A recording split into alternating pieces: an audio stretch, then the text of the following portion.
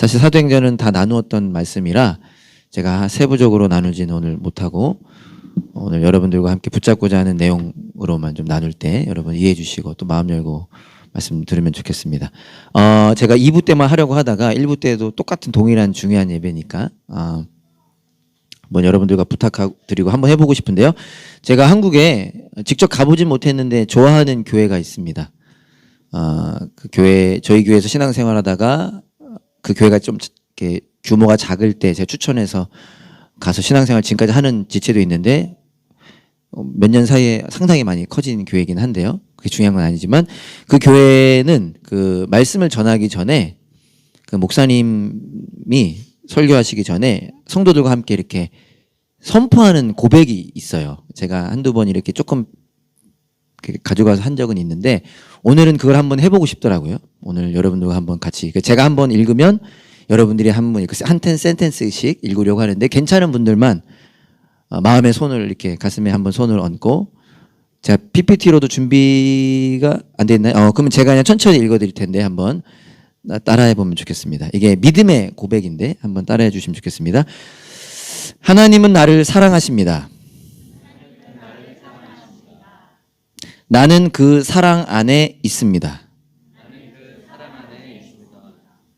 하나님은 오늘 나에게 말씀하실 것입니다.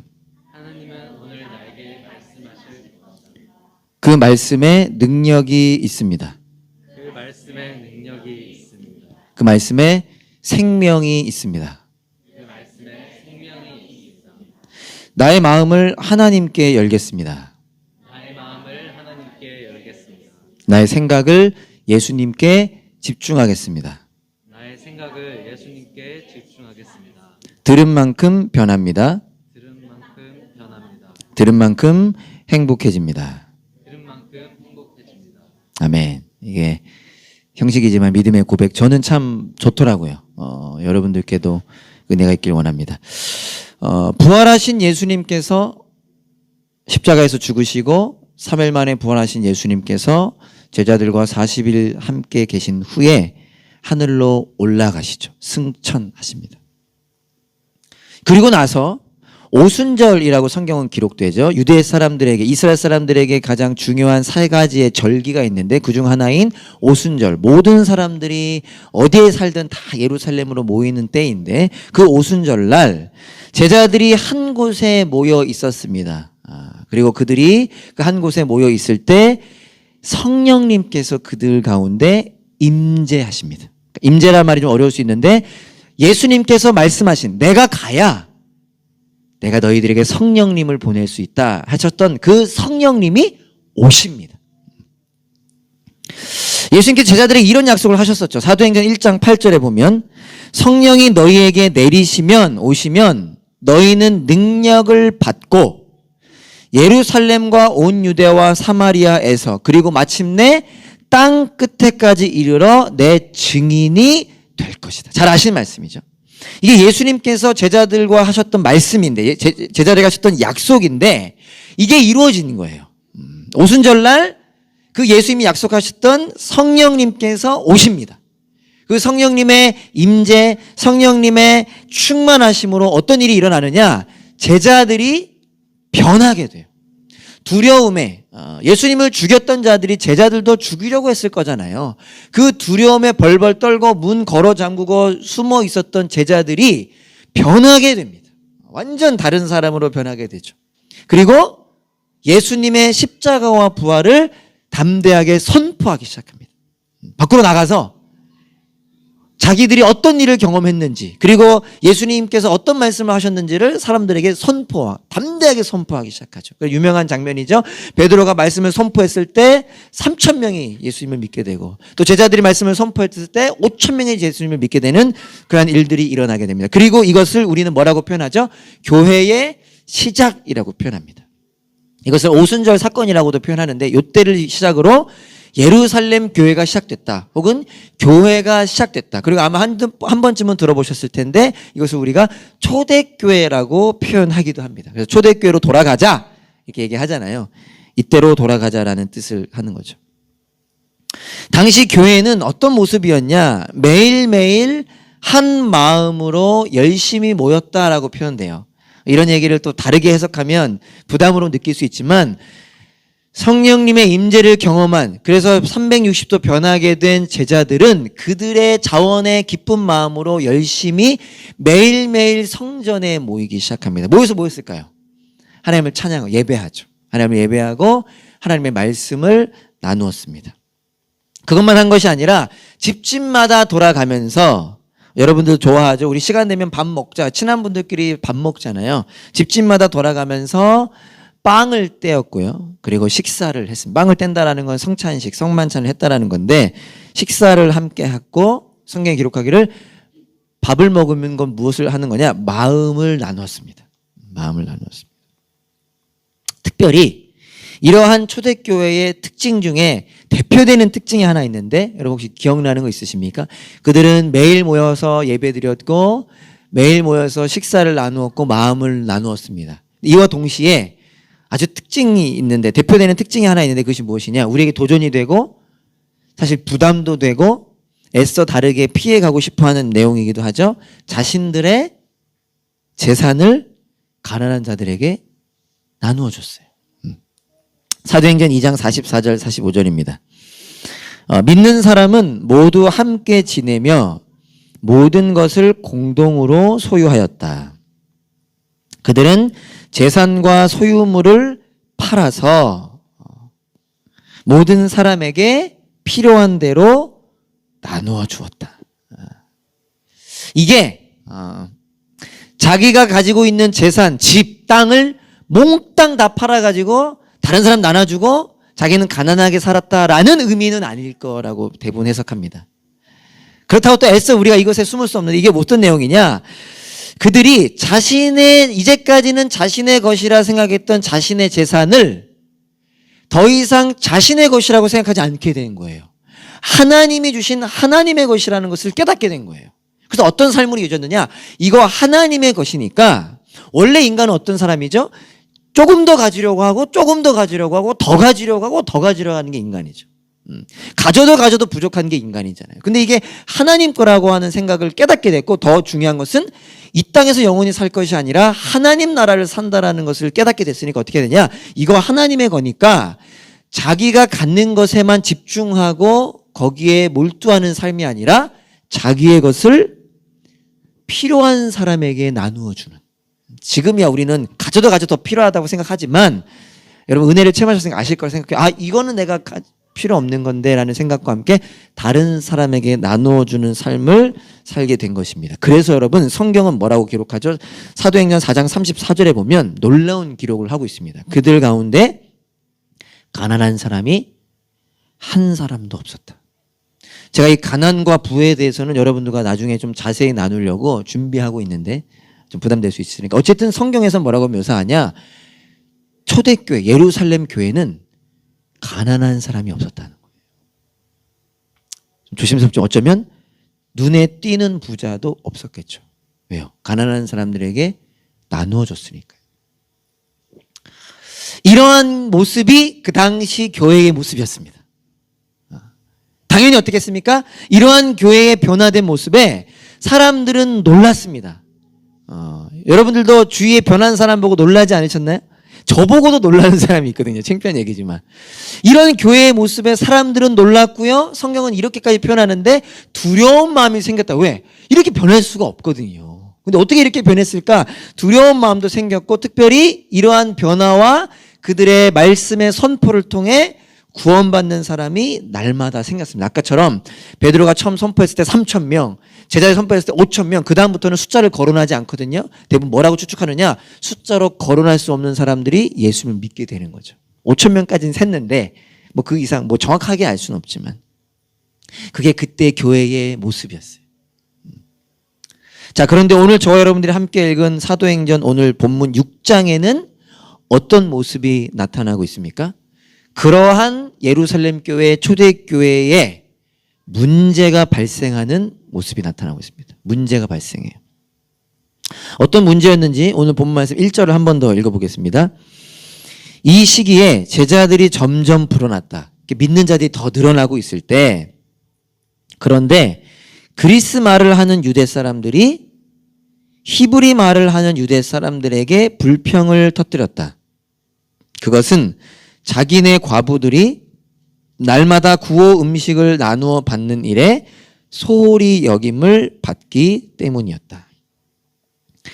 당시 교회는 여러 가지 구제 사역을 했습니다. 개역개정에 보면 구제라고 표현하고 있어요. 세번역은 구제라는 단어를 안 쓰는데 그냥 음식을 나눠주는 일이라고만 쓰고 있는데 개역개정은 구제, 그리고 이 단어를 다르게 번역하면 섬김, 봉사라고 할 수 있습니다.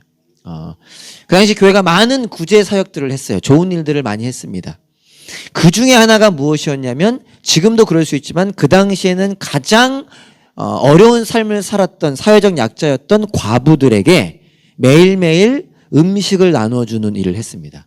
본래 이스라엘 사람들, 유대 사람들이 매일 음식을 나눠줬다고 해요. 그러나 그들이 예수님을 믿게 되면서 그 구제가 끊어졌을 것이고, 그 일을 누가 이제 했느냐? 교회가 감당한 거죠. 교회가 그들을 도왔습니다. 그런데 그 구제 사역 가운데 좋은 일이잖아요. 음식을 나눠주는 일은 좋은 일인데 그 가운데 어떤 일이 발생했느냐? 좀 딱딱할 수 있지만 성경이 표현하기를 그리스 말을 하는 유대 사람 과부들이 소홀히 여김을 받게 된 거예요. 그리스 말을 하는 유대 사람 과부들이 그 음식을 못 받는 일이 일어난 거예요. 지난주 떡 나눠드렸는데 혹시 떡 못 받은 분들 계시나요? 가끔씩 떡 못 받으면 이렇게 안타깝죠. 좀 섭섭할 수도 있고. 네. 뭐래요? 은서 2개 받았어? 와, 할렐루야. 우리 교회 괜찮네요. 네. 근데 여러분, 이게 매일매일 음식을 나눠주는 일, 중요한 일인데 그 음식을 못 받게 된 겁니다. 근데 누구만 못 받았느냐? 그리스 말을 하는 유대 사람 과부들만 못 받았다라는 거예요. 그래서 그들이 그 과부들 말고 그리스 말을 하는 유대 사람들이 불평을 터뜨린 겁니다.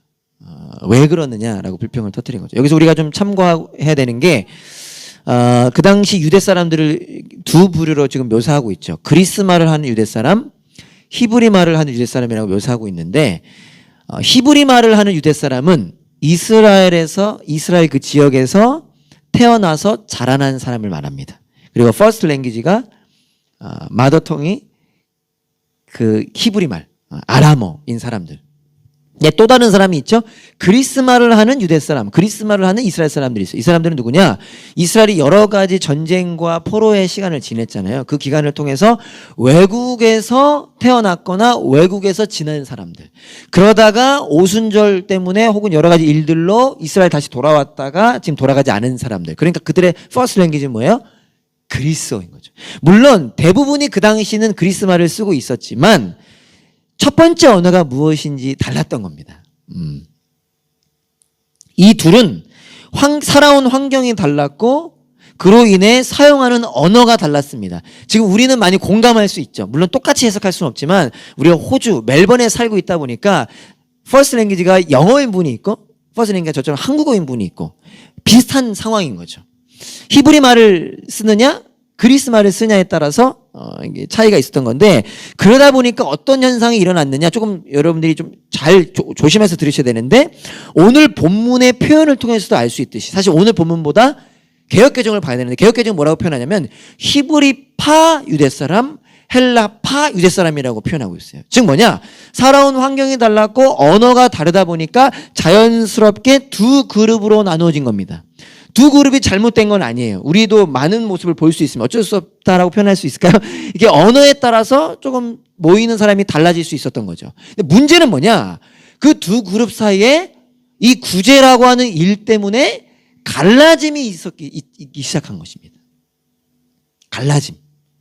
불평이 생겼고요. 불만이 생겼고요. 싫음이 생겼고 다름이 갈라짐으로 가게 되었다라는 것입니다. 이게 참 가슴 아픈 장면인 게, 여러분들도 좀 감정이입해서 보시면 감사한 게, 여러분 초대교회는 어떤 교회였다고요? 자신의 재산을 팔아서 가난한 사람들에게 나눠줬던 교회입니다. 뭐 10불 20불 준 게 아니에요. 재산 팔아서, 집 팔아서, 땅 팔아서 가난한 사람을 도왔던 교회가 초대교회입니다. 예루살렘 교회였어요. 근데 그랬던 교회가 구제라고 하는 좋은 일, 그리고 어쩌면 그에 비해서 작은 일로 인하여 이 위기, 문제를 마주하게 된 것입니다. 가슴 아픈 일이죠. 그러나 감사한 것은 무엇입니까? 초대교회는 이 문제를, 이 위기를 은혜 안에서 돌파했다는 거예요. 이 위기를, 문제를 은혜 안에서 이겨냈다는 것입니다. 그리고 그 이전보다 더 큰 부흥을 경험하게 됩니다. 오늘 본문 7절인데요. 우리 7절 다 같이 한번 읽어볼까요? 시작. 하나님의 말씀이 계속 퍼져나가서 예루살렘에 있는 제자들의 수가 부쩍 늘어가고 제사장들 가운데서도 이 믿음에 순종하는 사람들이 많았다. 초대교회가 문제를 만났습니다. 위기를 만났어요. 그러나 그들은 그 문제와 위기를 돌파하고 이겨냈습니다. 그리고 어떤 일이 일어났다고 지금 선포되고 있는 겁니까? 예루살렘에 있는 제자의 수가 부쩍 늘었대요. 부쩍이라고 표현하고 있어요. 이 위기를 넘어갔더니 믿는 자들이 더 늘어나, 숫자가 늘어나는 게 중요한 게 아니라 믿는 자들이 더 늘어났고, 놀랍게도 무엇을 또 기록하고 있습니까? 제사장들 중에도 예수님을 믿는 자들이 생겼다는 겁니다. 예수님을 죽였던, 그 일에 앞장섰던 그들이 우리 식으로 표현하면 더 이 사람은 변하지 않을 것 같아, 이 사람은 복음 안 들을 것 같아 했던 사람이, 여러분 그런 사람들 주위에 있으시죠? 이 사람은 교회 안 올 것 같아 라는 사람들이 예수님 믿는 일이 일어나게 됐다는 것입니다. 중요한 것은 어떻게 이 일이 일어났느냐라는 것이 우리가 오늘 주목하고자 하는 것은 간단하지만 너무 당연하지만 이 위기와 문제를 어떻게 극복하여 더 큰 부흥을 경험하게 됐느냐라는 것입니다. 어떻게 극복하죠? 7명의 섬기는 자들을 세우게 됩니다. 우리는 뭐라고 기억하고 있는 분들이죠? 7 집사라고 우리는 기억하고 있지만 성경에 집사라는 단어는 정확하게 뭐 번역을 하면 그렇게 표현할 수 있지만 나오지 않지만 섬기는 자들, 7명의 섬기는 자들을 세우게 되죠. 집사님들을 세우게 되죠. 그들을 통해서 문제가 해결되고 그들을 통해 교회는 더욱 말씀 위에 굳건하게 서게 됩니다. 사랑하는 여러분, 문제가 없는, 이 대답 한번 해주실까요? 괜찮은 분들만. 문제가 없는 교회가 있을까요? 없을까요? 있어요? 없죠. 존쌤 몇 개? 없죠. 네. 자, 그러면 우리 담 없는 교회에는 문제가 있을까요? 없을까요? 있어요? 난 모르고 있었는데. 있어요? 주영자매 이따가 저랑 얘기 좀. 지금 찬샘 전사님이랑 주영자매님이 격하게 고개를 흔드는, 저는 모르고 있었는데. 예. 여러분, 문제가 없는 교회는 없을 것입니다. 물론 어떻게 표현하냐에 따라 다를 수 있겠지만, 왜요? 죄인들, 연약한 자들이 모인 것이 교회이기 때문에. 교회는 당연히 연약하고, 지난번에 얘기했던 것처럼 그로 인해서 늘 삐걱거리고 이리저리 흔들리는 것이 교회입니다. 교회 갔더니 문제 많더라. 거기서 상처받았어. 조심해서 분별해서 해야 되는 얘기지만 어떻게 보면 충분히 있을 수 있는 일이라는 거예요. 그러나 예수님이 주인 되시는 교회는 거기서 끝나지 않는다는 거예요. 교회가 연약한 자들이 모였으니까 당연히 문제가 있지, 위기를 만나지 해서 끝나면 안 된다는 거예요. 그것이 그냥 타당한 근거가 돼서는 안 된다는 것입니다. 예수님이 주인 되시는 교회는 그 다음으로 가게 되는데 그것이 무엇입니까? 이 문제와 위기를 넘어설 수 있다. 반드시 넘어설 수 있다. 저 혼자 흥분하고 있습니다. 문제와 위기를 반드시 넘어설 수 있고 더 큰 부흥을 경험할 수 있다는 것입니다. 어떻게 해요? 여러 가지 방법이 있지만 오늘 본문을 통해서는 섬기는 자들을 통해서, 섬김을 통해서, 누군가 한 사람의 귀한 섬김을 통해서 그 문제와 위기를 넘어서고 해결하고 더 큰 부흥을 경험할 수 있다는 것입니다. 저와 여러분들이 이 은혜를 누리기 원합니다. 저는 없는 줄 알았던 문제가 우리 교회도 있다고 하니까 이 은혜를 누리기를 원합니다. 저 같은 경우 이런 고백을 한번 해봤습니다. 여러분들도 한번 오늘부터 시작해 봐주시면 좋을 것 같아요. 이런 문제도 있구나, 저런 문제도 있구나, 들었어? 이런 문제가 있대. 목사님 들으셨어요? 이런 문제가 있대요 라고 보고 듣고 이야기하는 정도가 아니라, 때론 그런 것도 필요하죠. 뒷담화, 비판 이런 거 말고요. 그런 건 하면 안 되고 입 딱 닫으시고요. 그러나 문제를 인지하는 건 중요하니까. 그러나 그것에서 끝나는 것이 아니라 이런 문제도 돌파했구나, 저런 문제도 이겨냈구나, 그래서 더 성장했구나라고 보고 듣고 이야기하는 저와 여러분 될 수 있기를 간절히 소망합니다. 아멘. 아멘. 오늘 본문을 통해서 간단하게 그래서 두 가지만 기억하고 살아내고자 합니다. 첫째, 초대교회는 문제를 간과하지 않았습니다. 따라해 볼까요? 초대교회는 문제를 간과하지 않았다. 우리 너무 잘 알고 있는 내용이죠. 그리고 우리가 여러 번 이야기했던, 우리 목회팀 모두가 여러 번 이야기했던 내용인데, 그럼에도 불구하고 한 번 더 강조해도 아니요, 강조하는 것이 좋을 거라 생각하는데요. 여러분, 초대교회는, 예루살렘 교회는 어떻게 이 문제와 위기를 돌파했는가? 그 시작은요, 이 문제를 간과하지 않았다는 거예요. 이 문제를 지나치지 않았다는 것입니다. 오해하지 마세요. 그래서 간과하지 않고 지나치지 않고 옆 사람에게 이야기했다? 아니라 어떻게 했죠? 관심을 갖고 믿음으로 대처했습니다. 믿음으로 대처했어요. 오늘 1절 다시 한번 보여주시면 불평을 터뜨렸다라고 표현되고 있잖아요. 이 불평이라고 하는 단어가 소리내어 공개적으로 원망하는 것이 아니라 중얼거리거나 투덜댄다라는 의미입니다. 그래서 어쩌면 제 생각이지만 어떻게 보면 작은 소리였던 거예요. 그러니까 무시할 법한 숫자가 몇천 명도 되는데, 그죠? 그들 중에 한두 명의 혹 불평이었다면 그들을 다 이끄는 사도들, 12명의 사도들의 입장에서 그냥 간과할 수 있지 않았겠습니까?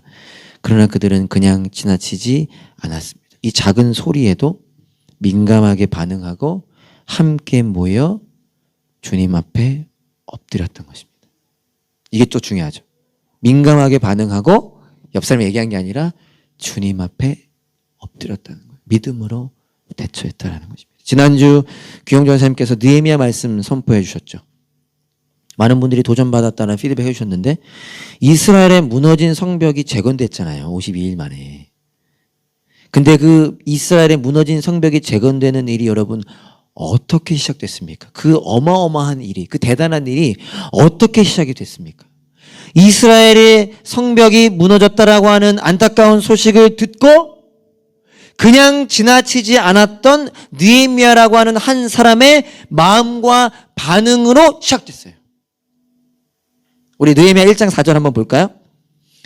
이 말을 듣고서 느헤미야가 물어보죠. 이스라엘 갔다 온 사람에게 물어봅니다. 거기에서 어떻든 그쪽 이야기 좀 해다오. 그랬더니 이스라엘 성벽이 무너지고 불탔습니다. 많은 사람이 들었을 거예요. 이 느헤미야 주위에는 정말 많은 사람이 있었을 거니까. 그 다음에 지난주 말씀해 주셨잖아요. 얼마나 높은 사람이었습니까? 근데 그 가운데 느헤미야라고 하는 한 사람이 그 말에 반응했다라는 거, 이렇게 표현되죠. 이 말을 듣고서 나는 주저앉아서 울었다. 나는 슬픔에 잠긴 채로 며칠 동안 금식하면서 하늘의 하나님께 기도하여 아뢰었다. 그 얘기를 듣고 그냥 지나칠 수 있는데, 더군다나 얼마나 멀어요. 그 느헤미야가 얼마나 바쁩니까? 얼마나 놀라운 일을 하고 있어요. 총독으로서, 술관원으로서. 근데 여러분, 그냥 지나치지 않고 어떻게 했습니까? 주저앉아서 울었다는 거예요. 며칠 동안 금식하여 하나님께 기도했다는 겁니다. 즉, 그는 그 말에 반응했고, 반응함으로 중요한 것은 하나님께 기도했더니 그의 마음이 바뀌었고 그의 마음이 행동으로 옮겨졌다는 것입니다. 이건 누구에게 강조해서 할 수 있는 것이 아니라 여기 있는 누군가 한 사람이 그 삶을 시작할 수 있기를 바라는 것입니다.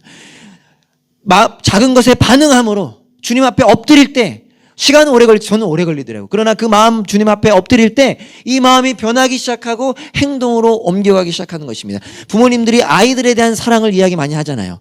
죄송하지만 제가 제 아이에게 최대 안 하려고 하는데, 최근도 제가 참 힘든 시간을 보냈습니다. 태어난 지 30일도 안 된 애가 응급실을 갔다 오고 거기서 이틀을 자게 되고, 제가 아내랑 얘기하면서 우리 별거 다 경험한다, 그지 여보.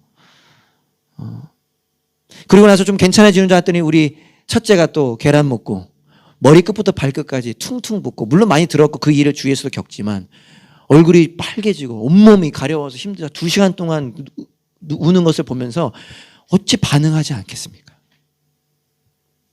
오늘 아침에 저는 좀 심한 사람이에요.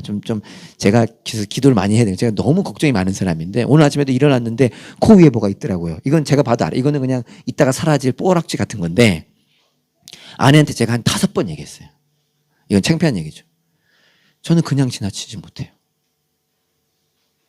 물론 좀 오해하지 마시고 제가 감정적으로 되게 이렇게 다 합니까? 저도 여러분들한테 아직 그렇게 못하는 수준이지만 그러나 우리 안에 주님의 사랑이 들어와 있잖아요. 할 수 있습니다.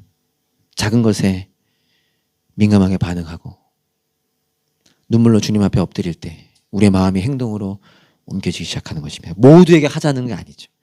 하나님 나에게 나의 분량대로 할 수 있는 사람 한 사람 한 사람을 그렇게 시작해 가는 것입니다. 그런 저와 여러분 될 수 있기를 간절히 소망합니다. 두 번째, 첫 번째 뭐라고요? 문제를 간과하지 않았다. 또 옆 사람에게 좀 그렇게 하지 마. 나만 하자는 거예요. 두 번째, 초대교회는 말씀이 퍼져나가게 했습니다. 한 번만 더 따라해 주실까요? 초대교회는 말씀이 퍼져나가게 했다.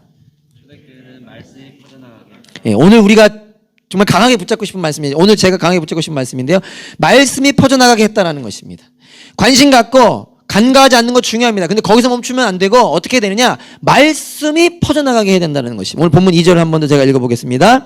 불평을 했더니 그래서 12 사도가 제자들을 모두 불러놓고 말하였다. 우리가 하나님 말씀을 전하는 일은 제쳐놓고서 음식 베푸는 일에 힘쓰는 것은 좋지 못합니다. 그냥 보여주시고 여러분 교회 안에 발생한 이 문제의 원인 그리스마를 하는 유대 과부들에게는 음식이 전해지지 않았고 그로 인해서 그리스마를 하는 유대 사람들의 마음에 불평이 생겨서 불평과 원망을 하게 됐고 그래서 그들 사이에 갈라졌는데 이 문제의 원인을 사도들은 뭐라고 지금 진단하고 있습니까?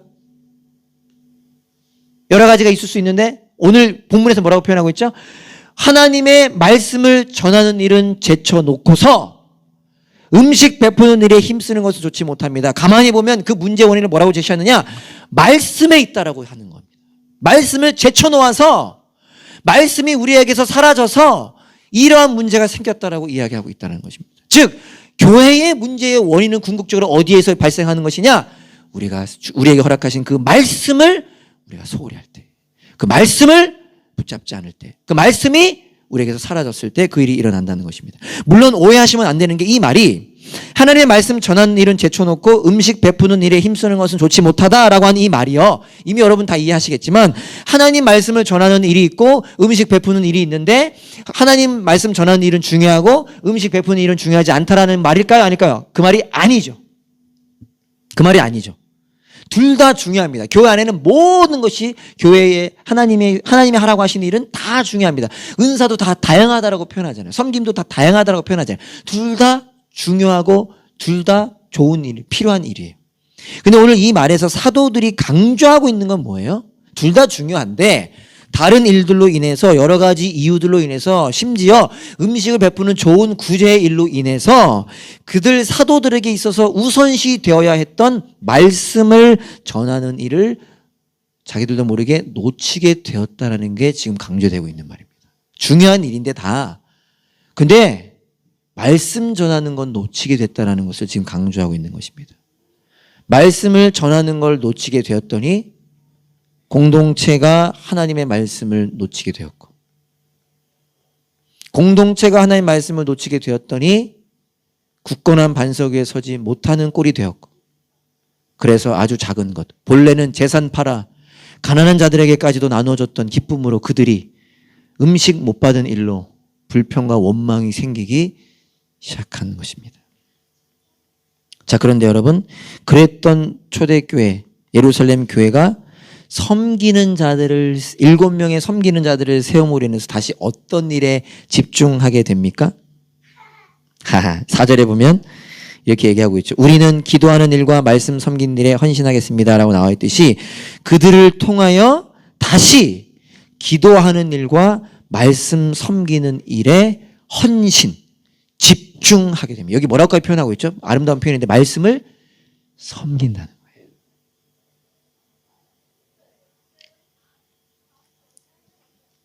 그리고 아까 7절 제가 다 같이 읽었으니까 한 번 더 읽어보면 그래서 어떤 일이 일어나느냐 이 위기와 문제를 극복하고 하나님의 말씀이 계속 퍼져나가서 문제와 위기 속에 진정한 문제를 마주하게 된 거죠. 그리고 섬기는 자들을 통하여 다시 기도하는 일과 말씀 전하는 일에 집중함으로 하나님의 말씀이 계속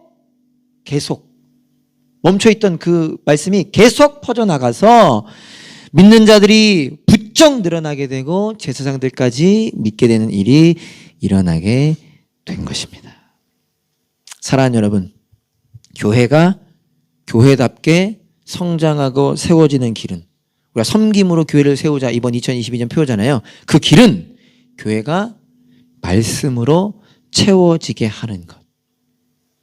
지난주와 연결되는 것 같아요. 예배를 세우고 예배를 통해 말씀을 붙잡는 일을 통하여 시작되는 것입니다. 그리고 그 일의 시작은 내가 먼저 말씀을 붙잡는 것입니다. 왜죠? 다 아시죠? 생명의 말씀, 진리의 말씀이기 때문입니다. 제가 준비하진 않았지만 여러분 잘 아시는 말씀 한 절 읽어드릴게요. 예수님께서 시험 당하실 때 이런 말씀하시죠. 여러분 너무나 잘 아시는 말씀이죠. 외우신 말씀이죠. 사람이 떡으로만 살 것이 아니요 하나님의 말씀으로. 이거 세 번역으로 한번 읽어드릴게요. 사람이 빵으로만 살 것이 아니라 하나님의 입에서 나오는 모든 말씀으로 살 것이다. 제가 하나 더 읽어드리겠습니다. 사도 바울이 사랑하는 에베소 교회를 걱정하면서 그 교회 리더들인 장로들에게 자기가 죽기 전에 이 말을 하고 떠나는데 그 말이 이런 말을 합니다. 나는 이제 하나님과 그의 은혜로운 말씀에 여러분을 맡깁니다. 바울이요 정말 사랑하는 사람들이었어요. 자기는 조금 있으면 죽을 것 같아요. 이들이 걱정되는데 뭐라고 표현하죠? 하나님의 말씀에 여러분을 맡깁니다. 다르게 표현하면 여러분들이 살 길은 말씀 붙잡는 것밖에 없습니다. 최근 성경 통독 6개월 반이 읽은 시편 119편 103절. 저는 개인적으로 시편을 좀 좋아하는데 잠언보다 시편을 좋아해요. 근데 시편을 쭉 읽는데 참 감사했는데 성경 곳곳에 여러분 통독하시면 아시겠지만 말씀을 다 계속 강조하고 있죠. 디모데후서는 여러 번 나누었고 그래서 오늘은 우리가 최근에 읽은 18분밖에 안 읽긴 했지만 시편을 한번 읽어보기로 하는데 시편 119편 103절 여러분 잘 아시는 말씀이 이런 말씀이 있습니다. 우리 다 같이 한번 읽어볼까요? 시작. 주님의 말씀의 맛이 내게 어찌 그리도 단지요 내 입에는 꿀보다 더 답니다. 여러분 이미 잘 아시겠지만 제가 여러 번 얘기했지만 하나님의 이 성경 말씀이 꿀보다 단 분 계시나요? 꿀보다 달면 여러분 표정이 이렇지 않겠죠. 지금도 거의 수면제 드시는 얼굴들이긴 한데 여러분 꿀보다 달다. 저도 꿀보다 달진 않은 것 같아요. 가끔씩 달긴 해요. 가끔씩은. 근데 꿀보다 달진 않아요. 이 뜻이 재밌다는 뜻은 아니라는 거 아시죠? 왜 어른들이 많이 예화 드시는데 우리 어른들이 이렇게 곰탕 같은 거 국밥 드시면서 뭐라고 표현하세요? 쫙 국물 들이키신 다음에 시원하다. 그 다음에 열탕 들어가서 속 좋다. 시원하다 하시잖아요. 그게 정말 시원한 거예요? 문법적 오류죠? 뜨겁다 이래야 되잖아요. 시원하게 뭐 시원해. 근데 그 뜻이 아니라는 걸 우리는 아직까지는 다 알고 계시죠? 다음 세대 모를라나? 아직까지는 알고 계시죠? 그 뜻이죠. 하나님의 말씀이 꿀보다 달다는 건 재밌다는 게 아니라 이 하나님의 말씀이 진리이고 완벽하다는 걸 안다라는 거예요. 나 이거 그냥 종이인 거라고 생각하지 않고 이것만이 진리이고 완벽하다라는 걸 알아. 그게 꿀보다 달다라는 뜻이에요. 그 뒤에 이렇게 표현하고 있는데 하나님의 말씀만이 여러분 잘 아시는 구절인데 이것도 내 발의 등불이요 내 길의 빛이시라는 것을 안다는 거예요. 그래서 성경 곳곳에서 그 말씀을 밤낮으로 묵상, 붙잡으라고 말하고 있는 것입니다. 왜요? 이것만이 생명이니까. 요즘 슬슬 나오기 시작했죠. 통독 힘들다고. 난 도저히 못 읽겠다고 나오는데 이해해요. 재밌진 않아요. 창세기만 좀 재밌고 그지? 이야기들만 재밌지. 그러나 여러분 이것이 생명의 말씀인 것을 우리가 알기 그 말씀을 내가 먼저 붙잡고 그 말씀으로 채우는 저와 여러분 되기를 간절히 소망합니다. 말씀 마치겠습니다. 여러분, 예수님께서 도마에게 이런 말씀 하셨어요. 요한복음 20장 29절에 이때가 언제인지 아시죠? 예수님이 죽으신 지 3일 만에 부활하셨습니다. 제자들에게 나타나셨어요. 어떤 제자들? 믿지 못하는 제자들. 본 사람들의 예수님 살아나셨어! 못 믿었어요. 그들에게 나타나셨는데 마침 그때 도마만 없었어요. 도마한테 예수님 우리가 봤어. 그랬더니 도마가 내가 보지 못하고는 믿지 못하겠다. 그러자 다시 두 번째 예수님 나타나신 다음에 예수님께서 말씀하시며 너는 나를 보았기 때문에 믿느냐? 나를 보지 않고도 믿는 사람은 복이 있다. 그래서 이제 많은 사람들이 저를 비롯하여 도마를 안타까운 인물로 생각합니다. 도마에게 어떤 별명이 있죠? 의심 많은 도마라는 별명이 있잖아요. 근데 여러분 저도 막 의심 많은 도마 늘 설교하면서도 베드로는 막 배신한 제자, 그다음에 도마는 의심 많은 친구, 막 이렇게 친구 나보다 한참 하는데 제가 뭘 깨달았냐면요, 여러분 도마가 의심 많은 제자가 아니라요. 사실 도마는 누구를 나타내는 거죠? 12제자를 다 나타내요.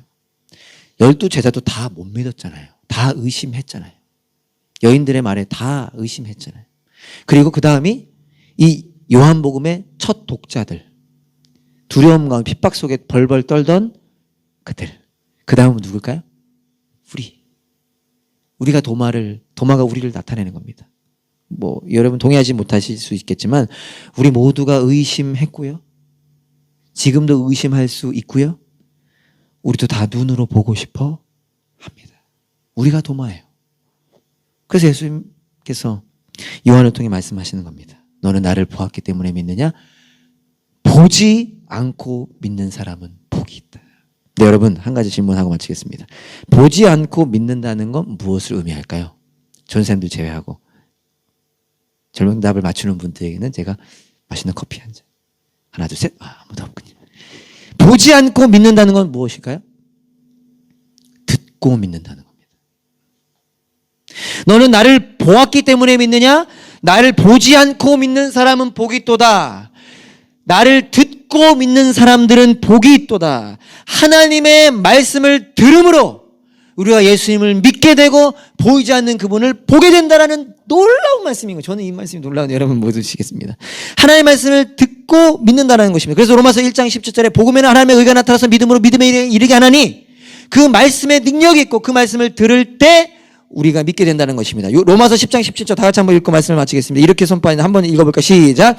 그러므로 믿음은 들음에서 생기고 들음은 그리스도를 전하는 말씀에서 비롯됩니다. 여러분 하나님의 말씀, 생명의 말씀, 진리의 말씀을 들을 때 우리에게 믿음이 생깁니다. 그 말씀을 들을 때 우리의 믿음이 성장합니다. 그 말씀을 나눌 때 예수님을 믿게 되는 일이 일어나게 되는 것입니다. 사랑하는 여러분, 우리에게 말씀을 주셨습니다. 그 말씀을 들을 수 있습니다. 그 말씀을 붙잡을 수 있습니다. 그 말씀을 읽을 수 있습니다. 그렇게 말씀을 붙잡음으로 인하여